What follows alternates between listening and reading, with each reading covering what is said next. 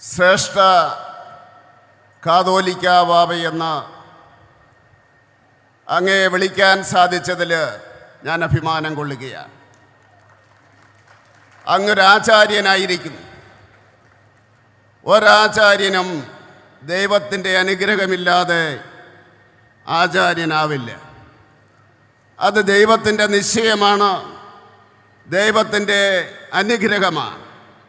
തീർച്ചയായിട്ടും ആ ദൈവാനുഗ്രഹം വിശ്വാസികളിലേക്ക് ചൊരിയുവാൻ അങ്ങേക്ക് സാധിക്കുമെന്ന് ഞാൻ അടിയുറച്ച് വിശ്വസിക്കുകയാണ്.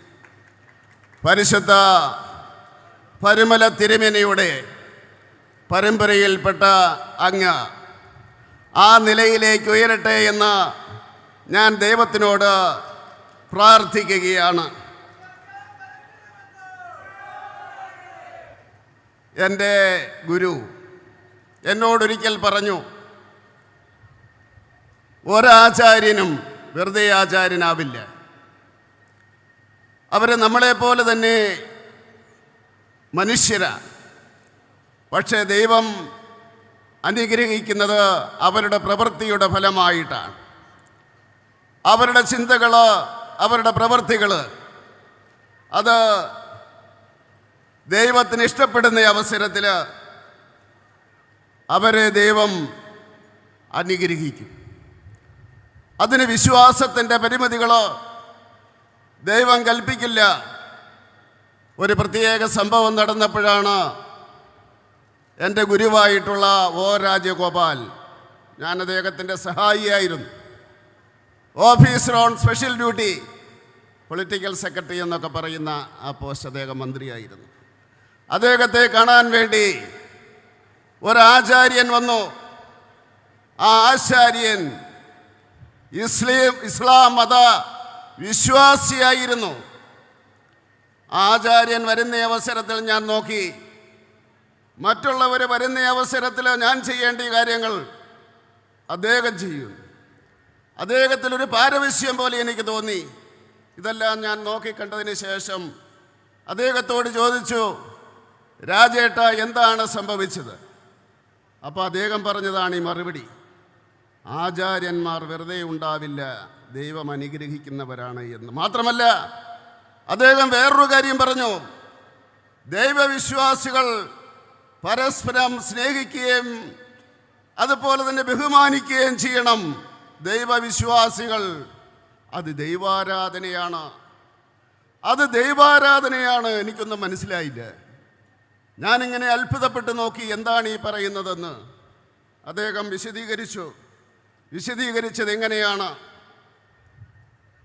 നീ വിശ്വസിക്കുന്ന ദൈവവും ഞാൻ വിശ്വസിക്കുന്ന ദൈവവും മറ്റൊരാളുടെ ദൈവവും, ആ ദൈവം തീർച്ചയായിട്ടും മനുഷ്യരെ ഇഷ്ടപ്പെടുന്നവരാണ്, മനുഷ്യ സ്നേഹത്തെ ഇഷ്ടപ്പെടുന്നവരാണ്. ഒരു ദൈവമേ ഉള്ളൂ എന്ന് നമ്മളെല്ലാം പറയുന്നുണ്ട്. നമ്മൾ പ്രാർത്ഥിക്കുന്നതിന് വേണ്ടിയാണ്, ദൈവപ്രീതിക്ക് വേണ്ടിയാണ്.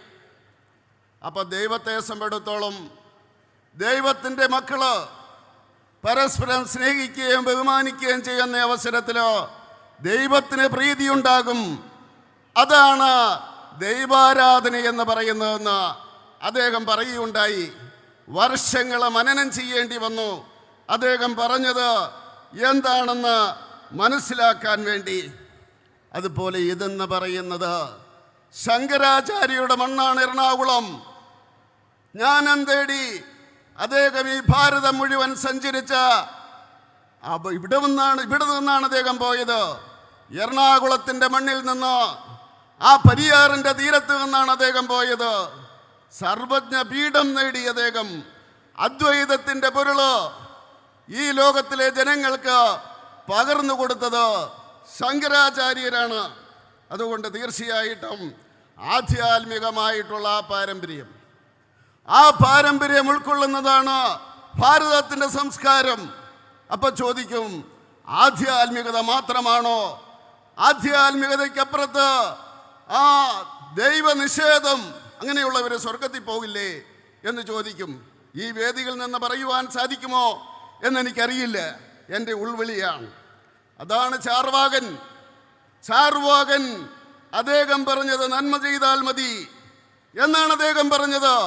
അവരെയും നമ്മൾ ആരാധിച്ചില്ലേ?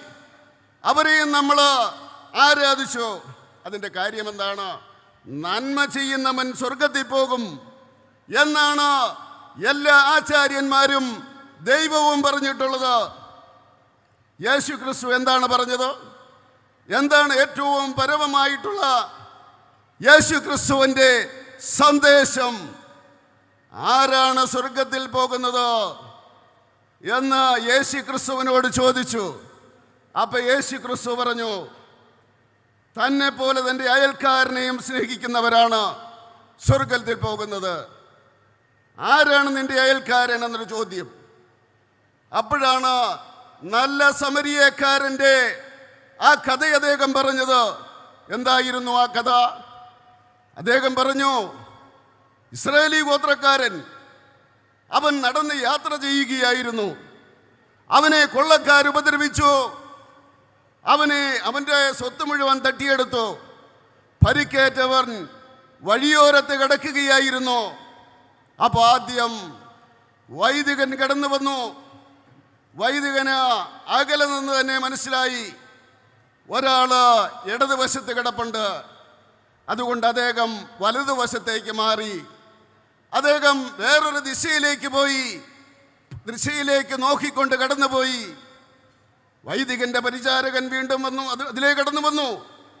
അദ്ദേഹവും ഇത് കണ്ടു. അദ്ദേഹം അടുത്ത് പോയി നോക്കി. അദ്ദേഹവും നടന്നുപോയി. അപ്പോഴാണ് സമരിയക്കാരൻ വരുന്നത്. ആരാണ് സമരിയക്കാരൻ? ഗോത്രത്തിലുള്ളവനല്ല. ഇസ്രായേലിയുടെ വിശ്വാസമനുസരിച്ച് അവിശ്വാസിയാണ്. ആ സമരിയക്കാരൻ എന്താണ് ചെയ്തത്? ഇസ്രായേലിയല്ലാത്ത യാക്കോബിന്റെ ഗോത്രത്തിൽപ്പെടാത്ത, ദാവീദിന്റെ ഗോത്രത്തിൽപ്പെടാത്ത ആ സമരിയക്കാരൻ ഇവനെ കൊണ്ടുപോയി വെള്ളം കൊടുത്തു, ഇവന് വസ്ത്രം കൊടുത്തു, ഇവനെ എടുത്തുകൊണ്ട് തോളിലേറ്റിക്കൊണ്ട് ആ സത്രത്തിലേക്ക് പോയി. സത്രക്കാരനോട് പറഞ്ഞു, ഇവനെ ശുശ്രൂഷിക്കണം. ഞാൻ 3 ദിവസം കഴിയുമ്പോൾ തിരിച്ചു വരും. അപ്പോഴ് ഞാൻ നിനക്ക് ബാക്കിയുള്ള പൈസ തരാം എന്ന് പറഞ്ഞിട്ട് പോയി. ആ സമരിയക്കാരൻ സ്വർഗത്തിൽ പോകുമെന്നാണ് ജീസസ് ക്രൈസ്റ്റ് പറഞ്ഞത്. ജീസസ് ക്രൈസ്റ്റ് എൻ്റെ ഗോത്രം, എൻ്റെ വിശ്വാസം എന്നല്ല പറഞ്ഞത്, മനുഷ്യ സ്നേഹത്തെ പറ്റിയാണ് പറഞ്ഞത്. നിനക്ക് നിന്നെ പോലെ തന്നെ നിന്റെ അയൽക്കാരനെ സ്നേഹിക്കുവാൻ സാധിക്കുന്നവൻ, നിന്റെ ആവശ്യമുള്ളവനാണ് ആ അയൽക്കാരൻ എന്ന് പറഞ്ഞ ഈശോ, ജീസസ് ക്രൈസ്റ്റ്. തീർച്ചയായിട്ടും ആ സന്ദേശമാണ് കൊടുക്കുന്നത്. അഭിമാനത്തോടുകൂടി ക്രിസ്ത്യാനിയാണെന്ന് പറയണം, യാതൊരു സംശയവുമില്ല. ഞാൻ എല്ലായിടത്തും പറയാറുണ്ട്, ഞാൻ സീറോ മലബാർ കത്തോലിക്കനായിട്ടുള്ള ക്രിസ്ത്യാനിയാണെന്ന് പറയാറുണ്ട്. അതുപോലെ ഓരോ യാക്കോബയക്കാരനും അഭിമാനത്തോടു കൂടി പറയാം, ഞാൻ യാക്കോബയക്കാരനാണ് എന്ന് പറയാം. അതാണ് നമ്മുടെ ഭരണഘടന. ഭരണഘടന ഏതാണ് പറയുന്നത്?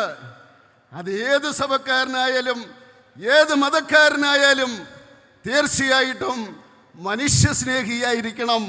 അത് വിശ്വാസത്തിനപ്പുറത്തേക്ക് തീർച്ചയായിട്ടും മനുഷ്യനെ സ്നേഹിച്ചു കഴിഞ്ഞാൽ നിങ്ങൾക്ക് സ്വർഗത്തിൽ പോകാമെന്നാണ് പറഞ്ഞത്. അതുകൊണ്ട് തീർച്ചയായിട്ടും ആ ചിന്ത ഇവിടെ ഉണ്ടാകട്ടെ.